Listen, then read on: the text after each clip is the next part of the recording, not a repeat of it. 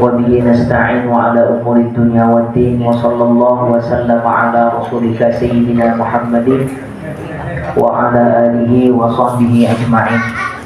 اللهم انفعنا ما علمتنا وعلمنا ما ينفعنا واجعل أعمالنا خالصة لوجهك الكريم برحمتك يا أرحم الراحمين آمين يا مجيب السائلين.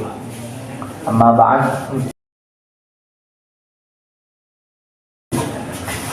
Hadirin para jamaah rahimakumullah, alhamdulillah kita bersyukur kepada Allah masih diberikan sehat, masih diberikan sempat untuk sama-sama bisa hadir di majelis mulia ini. Mudah-mudahan barokahnya ilmu, hidup kita diberkahi Allah, keluarga kita diberkahi Allah, urusan dunia, urusan akhirat juga diberkahi Allah Subhanahu wa taala. Amin ya rabbal alamin. Baik, setelah tadi kita baca burdah, kita lanjutkan dengan pembacaan kitab Khosaisul Ummatil Muhammadiyah. Kali ini judulnya atau babnya berkaitan dengan Fadlus Shaffil Awal wa ma yata'allaqu bis sufufi. Fadlus Shaffil Awal, keutamaan barisan pertama, wa ma yata'allaqu bis-sufuf, dan keutamaan sesuatu yang berkaitan dengan barisan.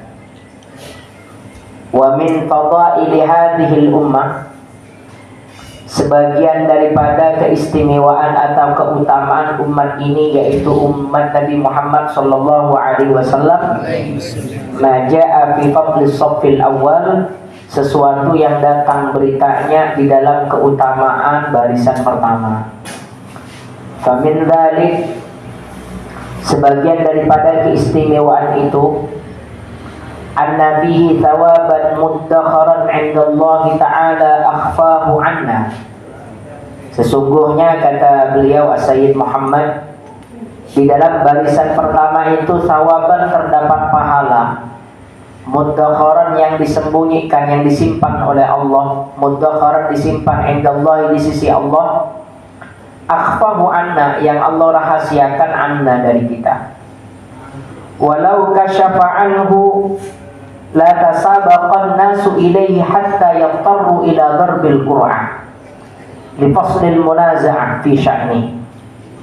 Kata beliau, seandainya hijab itu, penghalang yang menghalangi kita untuk mengetahui betapa besarnya pahala keutamaan berada di barisan pertama itu, dibuka oleh Allah, pasti manusia itu berlomba-lomba untuk berada di barisan pertama.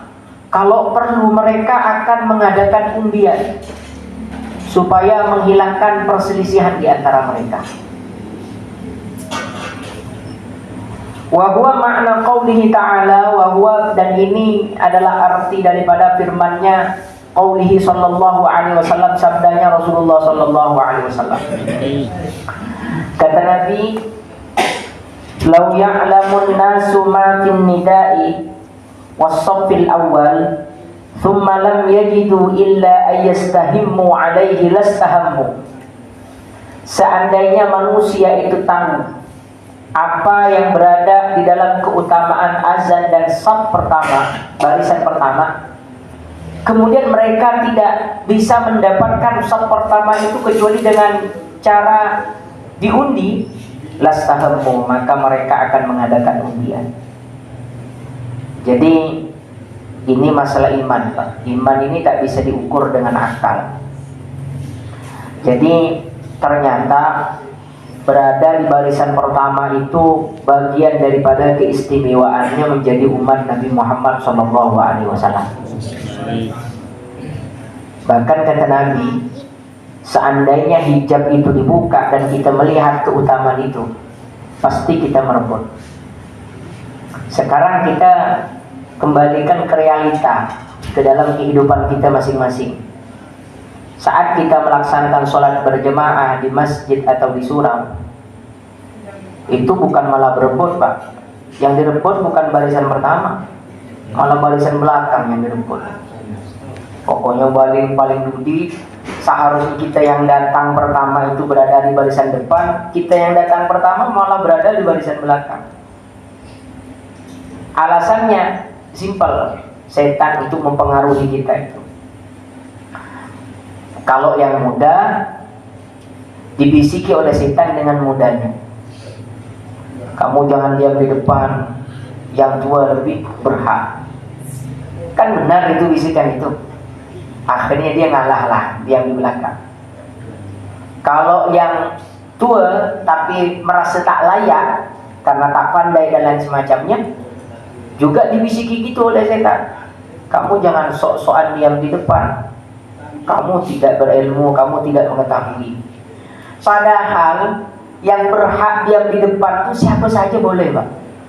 Yang penting bisa melaksanakan sholat berjamaah, yang penting dia mengerti tentang sholat, yang penting dia paham, yang penting dia tidak akan membuat kerusuhan bahasanya. Mau dia masih muda, mau dia tidak berilmu dan lain semacamnya, berhak untuk diam di barisan pertama itu. Bahkan dalam sebuah kaidah disebutkan al-itharu bil qurabi makruh wa bi ghairiha mahbub. Mengalah di dalam perkara yang baik itu hukumnya makruh. Contoh, di barisan pertama itu masih ada kosong, lalu bapak dipersilakan untuk maju oleh orang yang berada di barisan pertama, tapi bapak malah nyuruh orang yang di sampingnya, nah inti aja gitu. Bapak ngalah bahasanya. Mengalah itu dalam soft, dalam barisan tadi hukumnya makruh, bukan sunnah. Nah, itu yang mesti kita pahami. Terus kemudian sebenarnya ada apa rahasianya? Apa keistimewaan yang Allah berikan kepada orang yang berada di barisan pertama? Nah, ini pentingnya ilmu, Pak. Sering saya contohkan. Anak kecil yang masih berumur 2 tahun, dia diberi duit 100.000. Itu biasa, Pak. Seandainya hilang, dia tidak akan peduli, dia tidak akan gelisah, dia tidak akan ibaratnya bingung, susah, tidak. Biasa-biasa saja. Hilang ya hilang, kalaupun tak ada minta lagi, kan gitu pikirannya. Kenapa? Karena dia belum tahu nilainya duit 100.000. Tapi kalau bapaknya yang duit 100.000 yang hilang, itu dicarinya bolak-balik berapa kali, Pak? Mau sampai sana tak ketemu, muter lagi, takut jatuh di mana, diingat terus. Karena kata dia duit 100.000 itu jual keliling sehari. Kenapa kalau anak kecil biasa saja, kalau orang tuanya malah bingung? Karena anak kecil itu belum tahu nilai duit 100.000 itu. Sedangkan orang yang dewasa mengerti nilainya. Sama seperti barisan pertama. Kenapa orang tidak berebut-rebut untuk berada di barisan pertama? Karena belum mengerti nilainya barisan pertama. Seandainya dia mengerti, lastahammu, kata Nabi. Nah, ini pentingnya ilmu, pentingnya pengetahuan. Ini disebutkan di dalam hadisnya baginda Nabi Muhammad SAW. Kata Nabi, wa kana sallallahu alaihi wasallam.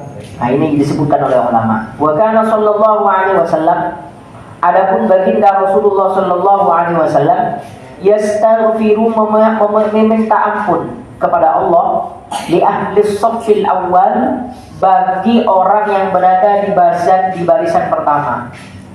Wa yusalli alaihim, dan mendoakan Nabi alaihim kepada mereka. Orang yang berada di barisan pertama itu, satu, dibacakan istighfar oleh Nabi Muhammad. Yang kedua, didoakan oleh Nabi Muhammad SAW. Kalau Nabi yang istighfar, pasti istighfarnya kabul, Pak. Kalau Nabi mendoa, doanya juga kabul. Karena Allah kan sudah berjanji, apapun yang dipinta Nabi Muhammad akan diberikan kepada Nabi Muhammad. Jadi kalau kita pengen mendapatkan istighfarnya Nabi Muhammad, mendapatkan doanya Nabi Muhammad, simple, berada di barisan pertama. Itu. Kemudian disebutkan lagi innallaha balillahu ta'ala wa malaikatuhul kiram yad'una li ahli as-saffil awwal bil ghufran war ridwan marratain. Luar biasa. Bahkan Allah Subhanahu wa taala dan malaikatnya itu mendoakan orang yang berada di barisan terdepan dengan ampunan dan keridhaannya Allah Subhanahu wa taala. Dapat istighfarnya Nabi dan doanya Nabi, dapat pemberian ampunan dan keridhaan dari Allah Subhanahu wa taala, dapat doa ampunan dan keridhaan dari malaikat. Lengkap, Pak. Allah memberi, malaikat yang memintakannya, Nabi Muhammad yang juga memintakannya dan mendoakannya. Apalagi yang kurang keudang, yang maha kuasa, kekasihnya malaikat. Maka itu rupanya yang kata Nabi, seandainya kita tahu pasti kita akan berbuat. An Abi Umamah radhiyallahu anhu qala Rasulullah sallallahu alaihi wasallam, innallaha wa malaikatahu yusalluna 'alas saffil awwal. Innallaha, sesungguhnya Allah, wa malaikatahu, dan malaikat-malaikatnya Allah, yusalluna, mendoakan. Kalau malaikat maknanya mendoakan, kalau Allah maknanya mencurahkan rahmat. Kepada siapa? 'Alas saffil awwal, kepada orang yang berada di barisan pertama. Qalu, sahabat bertanya, ya Rasulullah, wa 'alas tsani, barisan kedua wahai Nabi? Qala innallaha wa malaikatahu yusalluna 'alas saffil awwal. Diulang lagi kalimatnya. Qalu, bertanya lagi sahabat, ya Rasulullah, 'alas tsani, barisan kedua bagaimana wahai Nabi? Qala, Nabi menjawab, wa 'alas tsani. Yang barisan pertama disebut 2 kali, baru nyebut wa 'alas tsani. Barisan ketiga, barisan kedua. Ya tinggal kiasnya, Pak. Kalau barisan ketiga, barisan keempat, jauh nilainya dengan barisan pertama. Wa qala Rasulullah sallallahu alaihi wasallam. Ini ma yata'allaqu bisufuf. Itu tadi keutamaan barisan pertama. Sekarang caranya membuat barisan. Sawwu sufufakum wahadu baina manakibikum walinu fi aidi ikhwanikum. Sawwu itu maknanya ratakan. Sufufakum, maka luruskan. Rapat di situ bukan berarti sempit, Pak, ya. Jangan rapat itu harus kita berdesak-desakan, tidak. Luruskan, bisa rata, maknanya sufufakum, barisan kalian. Bahkan dalam hadis Nabi itu, man wasala shaf wasalahullah. Barang siapa yang menyambung barisan, itu berarti menyambung rahmat Allah. Wa man qata'a shaf, barang siapa yang memutus barisan, qata'ahullah, berarti dia memutus rahmat Allah Subhanahu wa taala. Apa kategori yang disebut menyambung shaf dan memutus shaf? Jadi begini, barisan itu pertama harus rapi, lurus. Yang diluruskan itu, Pak, ya, bukan kakinya, bahunya. Kalau kaki yang harus lurus, kaki besar kecil, Pak. Mana cara mengukurnya kok bisa kecil? Artinya luruskan bahu itu biasanya kakinya ngikut. Kemudian bagian atas yang diluruskan bahu, kaki renggangnya seperti apa? Renggangnya kaki itu adalah renggang yang memudahkan kita untuk melaksanakan sholat. Jangan ngangkang, Pak. Jangan juga dirapatkan. Biar terlihat rapat, kakinya Bapak ngangkang, jangan begitu.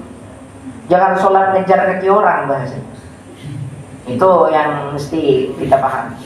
Jadi berdiri yang tidak merepotkan kita untuk bergerak. Kemudian setelah itu, kata para ulama, Tidak boleh kita membuat sop atau barisan kedua sebelum penuh di barisan pertama. Kalau barisan pertama belum penuh, kemudian belum rapat, belum terisi semua, kemudian kita membuat barisan kedua di belakang, itu dianggap memutus barisan. Yang kedua, sekarang permasalahannya bukan begitu.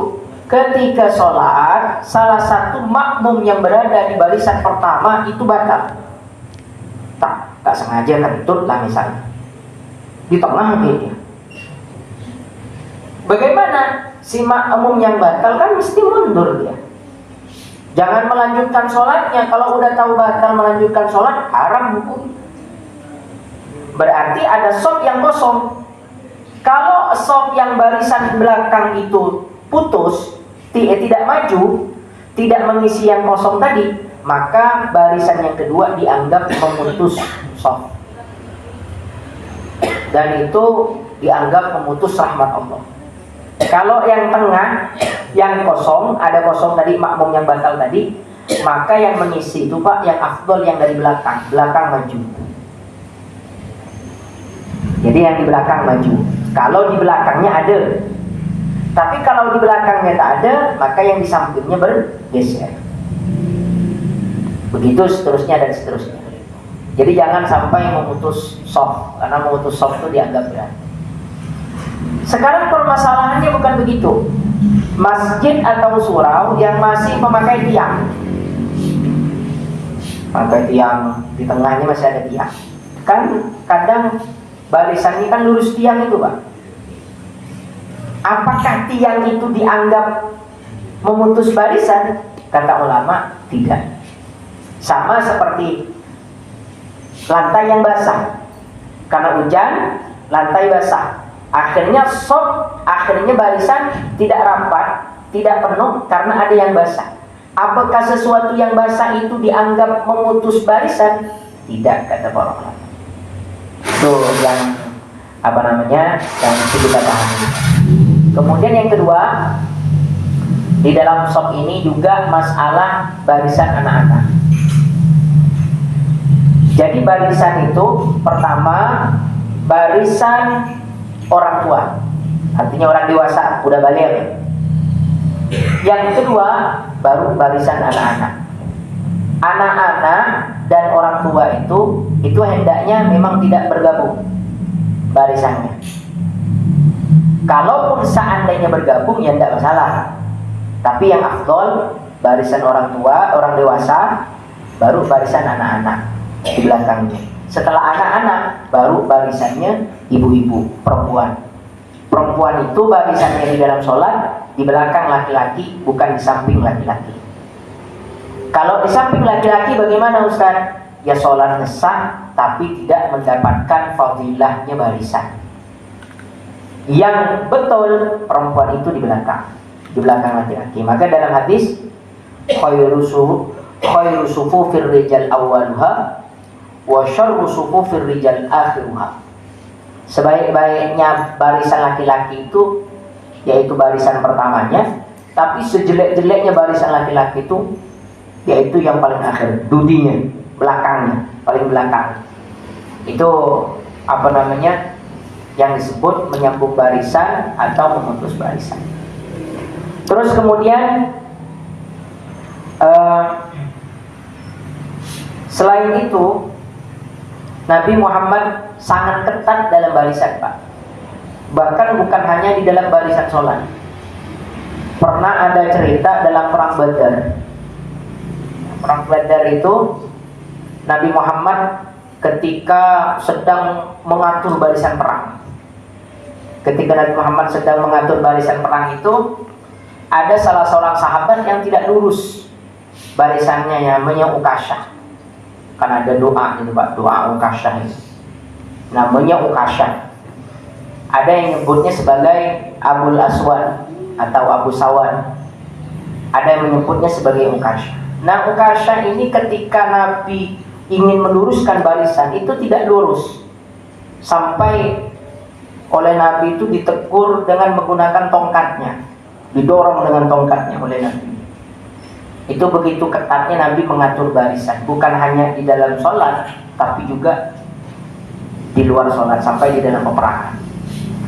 Kemudian disebut juga di dalam hadis yang lain, kata Rasulullah, wa qala sallallahu alaihi wasallam, ala tusaffuna kama tusafful malaikatu 'inda rabbiha. Ingatlah, kata Nabi, hendaknya kalian itu berbaris sebagaimana barisannya malaikat di sisi Tuhannya. Faqala as-sahabi ar-rawi, ya Rasulullah, wa kaifa tusafful malaikatu 'inda rabbiha?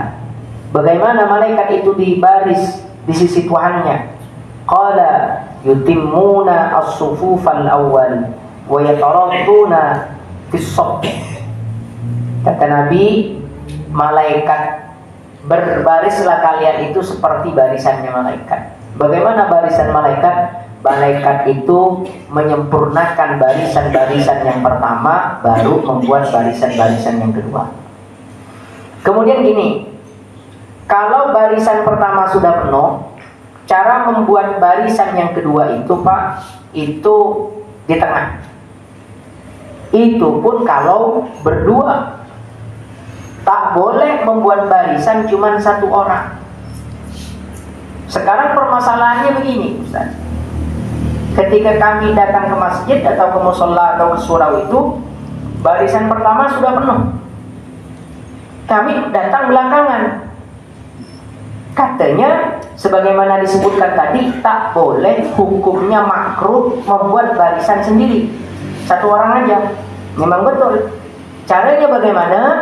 Bapak diam di barisan tengah, lalu kemudian Bapak takbir, Allahu Akbar.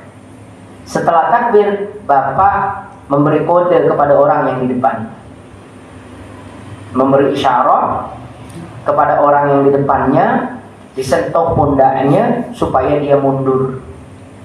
Ketika dia mundur, maka orang kan kosong, maka shop yang lain bergeser dan bergeser.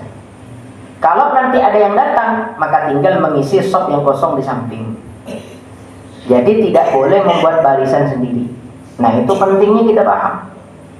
Jadi misalnya kita sholat berjamaah, lalu kemudian di belakang ada orang yang memberi isyarat kepada kita, nyentuh pundak kita, jangan-jangan dia mau membuat barisan.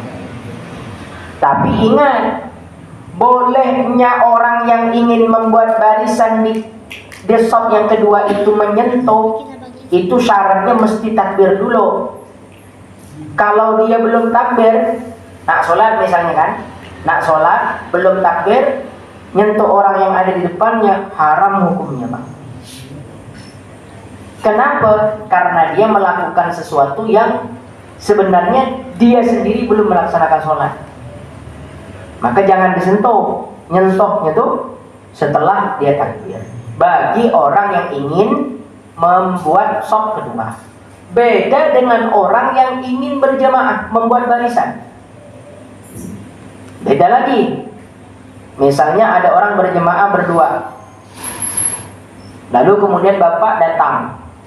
Kan Bapak menyentuh pundak orang yang menjadi makmum, kemudian akhirnya dia mundur. Itu mau sebelum takbir atau setelah takbir tidak ada masalah. Karena dia bukan orang yang ingin membuat shop sendirian. Justru malah harus begitu karena dia akan membuat barisan. Sebenarnya tidak ada barisan sebelumnya, kemudian dia membuat barisan. Jadi dibedakan mana orang yang mau baru membuat barisan dan orang yang mau membuat barisan kedua. Itu memiliki tata cara hukum yang berbeda. Jangan disamu-samukan semuanya. Nah, itu kalau kita tidak pernah mendengar, itu biasanya kaget. Ketika kaget itu biasanya keburu bingung. Kau udah bingung nih bahaya. Iya, kok dia tak noleh? Kok dia noleh nanya ada apa, bahaya. Karena tak paham kan? Akan tak paham. Tapi ingat, ini hukumnya sunnah. Kalau Bapak curiga orang yang nak disentuh pundaknya ini tak paham, Pak, malah nanti dia batal sholatnya, atau malah bertanya, Nah, bahaya tuh yang begitu. Berarti kalau bapak udah punya dugaan dia tak paham, tak usah sentuh, buatlah sendiri sholat, membuat barisan sendiri. Membuat barisan sendiri makruh, tapi menyebabkan rusaknya sholat orang itu haram. Mana berat sanksinya? Lebih berat yang haram. Itu yang yang mesti kita pahami. Maka di sini pentingnya ilmu. Yang membuat barisan kedua paham ilmunya, yang nak disentuh paham ilmunya. Akhirnya sama-sama paham. Yang repot, yang membuat barisan kedua paham ilmunya, yang nak disentuh tak paham ilmu. Akhirnya karena takut batal, karena disentuh, tetaplah dia kadang mundur-mundur. Nanya tak nanya habis sholat. Apa ente tadi nyentuh saya? Nah, karena tak paham. Kalau paham enggak? Nah itu di dalam sholat itu ada yang seperti itu. Tapi itu Pak ya ingat perkara sunnah. Jarang terjadi begitu, tuh jarang terjadi. Terus permasalahan yang kedua, di barisan pertama diisi orang dewasa. Tapi kalau diisi orang dewasa, di orang dewasa semua, barisan pertamanya tak penuh. Kalau pengen penuh, mesti diisi dengan anak-anak. Karena yang hadir juga anak-anak misalnya. Bagaimana yang afdol? Apakah tetap barisan pertama diisi oleh orang tua semuanya, dan barisan kedua diisi anak-anak, meskipun barisan pertama belum penuh? Maka jawabannya kata para ulama, yang muktamad, yang kuat berdasarkan hadis tentang merapatkan dan meluruskan shaf, barisan pertama mesti penuh dulu, meskipun diisi dengan anak-anak, bercampur gitu. Tapi kalau di depan barisan semuanya bisa penuh dengan orang tua, maka yang orang tua dulu, baru anak-anak. Anak-anak di sini Pak ya, anak-anak yang belum baligh, di bawah umur 9 tahun. Kalau sudah berumur 9 tahun, bisa Pak diam di depan gitu. Afdol, sama-sama afdol. Jadi cerita baligh dan belum baligh. Anak-anak belum baligh itu di bawah 9 tahun. Kalau udah di atas 9 tahun, 9 tahun ke atas, itu sangat memungkinkan untuk baligh. Nah itu cara mengatur shaf, cara mengatur barisan. Sehingga kalau itu bisa kita lakukan di dalam kehidupan ini, maka dampak kebaikan di dalam kehidupan kita akan terjalin. Karena sholat itu Pak, sebenarnya sholat berjamaah, mengatur shaf itu sebenarnya mengajarkan tentang tata cara hidup. Kalau kita rapi dalam barisannya, hidup kita rapi, masyarakat kita rapi. Ketiga, kalau masyarakatnya rapi dalam mengatur barisan, maka masyarakat itu siap mengatur dan siap diatur, siap rapi, siap baik. Kalau itu terjalin, maka kehidupan masyarakat itu akan menjadi kehidupan yang damai, tentram, saling memahami, saling menghargai. Maka cari keutamaan di barisan-barisan pertama itu. Jangan diam di barisan-barisan yang tidak mendapatkan keutamaan. Sama seperti acara, bukan hanya sholat berjamaah Pak. Kalau kita punya acara tahlilan ke, yang di dalam rumah dan di luar rumah pasti lebih penuh yang di luar rumah. Yang dalam rumah tuh itu mau disuruh loh baru bisa penuh. Pasti lebih suka di luar daripada di dalam. Padahal yang afdol, yang utama ya di dalam. Kenapa? Karena itu yang dilakukan oleh para ulama dahulu. Terlebih kalau di dalam bisa berkumpul bersama para ulama, berkumpul para orang-orang soleh, berkumpul dengan orang-orang alim. Cuma kan kadang kita dibisiki setan ini tak pantasnya itu Pak. Tahu jangan, tak pantas, masih belum begini dan begini. Padahal itu hanya perasaan saja. Cari keutamaan di dalam barisan-barisan, karena di situ berbarengan dengan rahmatnya Allah Subhanahu wa taala. Semoga barokah manfaat, semoga menjadi ilmu yang mengantarkan kita ke surganya Allah, menjadi ilmu yang menjadikan kita semakin dekat kepada Allah Subhanahu wa taala. Amin ya rabbal alamin. Demikian, semoga barokah manfaat. Subhanakallahumma wa bihamdika asyhadu an la ilaha illa anta astaghfiruka wa atubu ilaik.